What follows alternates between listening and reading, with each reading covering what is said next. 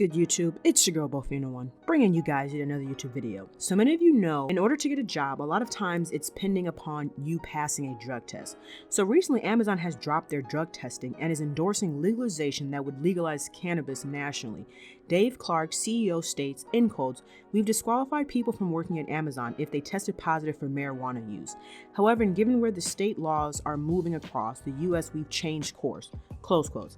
I mean, I guess I understand where they are coming from, as it is legal in many states on a recreational level, but it's not on a job. So it's very contradicting that, you can smoke or use marijuana at your home in your own personal space, but then you are penalized if it's in your system while going to work. So therefore, like, people, that's been the biggest debate, is like, yeah, it's legal, but not really, because I use it at home. But then if I get randomly dropped for a drug test, unless it's for a medical reason, meaning that you have a medical card, well, you're going to lose your job.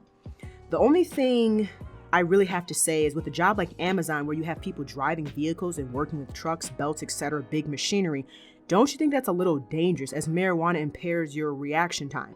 We're not talking about CBD that does not have a psychoactive effect, and marijuana does. So for those you don't know, like, there's been this big thing between CBD and marijuana. CBD is not psychoactive, meaning that it doesn't like mess with your reaction time. It doesn't impair you in a sense, kind of mentally, where marijuana does, which is why for the longest marijuana has been illegal to smoke and to have on a job, etc. And so that was kind of the biggest thing that I thought about when I read this article, is that, okay, yeah, you're legalizing it, but like in Amazon, you have people that drive, right? And technically marijuana is intoxicating, like drinking. So like having a DUI, driving under the influence, it's the same type of thing.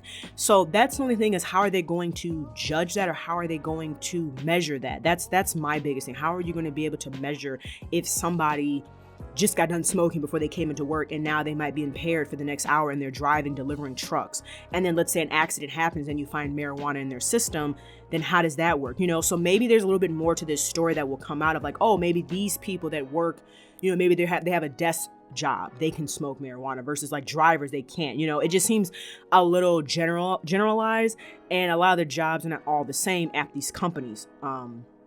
So me personally, I believe they are doing this because, they're trying to get people to go back to work. And they know a lot of these people have just been home and just been sitting back and getting high. The thing is, them dropping the use of marijuana or drug screening won't make a difference if they don't raise the hourly rate. Think of it like this. Why go back to work to legally be able to do what you can do now on unemployment and make more money? And that's the biggest issue. Like, we've been talking about this for a while, but that's the biggest issue why a lot of folks are not in a rush or not eager to go back to work, right? Is because it's the pay and the benefits. A lot of people want to have a full-time job with great benefits, etc., and which they should. I mean, if you can, why would you want to have two part-time jobs that you have to keep running back and forth between, when you can have one full-time job, have, one set schedule, all your benefits are there, etc., etc., etc., right? But the problem is that the hourly wage is what people want. People want to be able to make more money.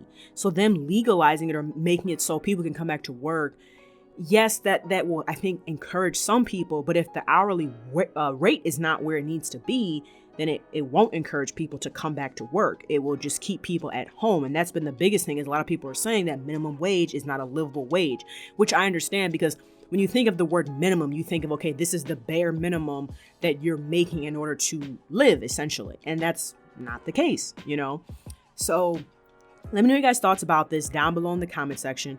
If you enjoyed the video, be sure to drop a like, comment, share, and subscribe. Hope you guys have a good rest of your day, and I'll chat with you later. Peace, Finn Army.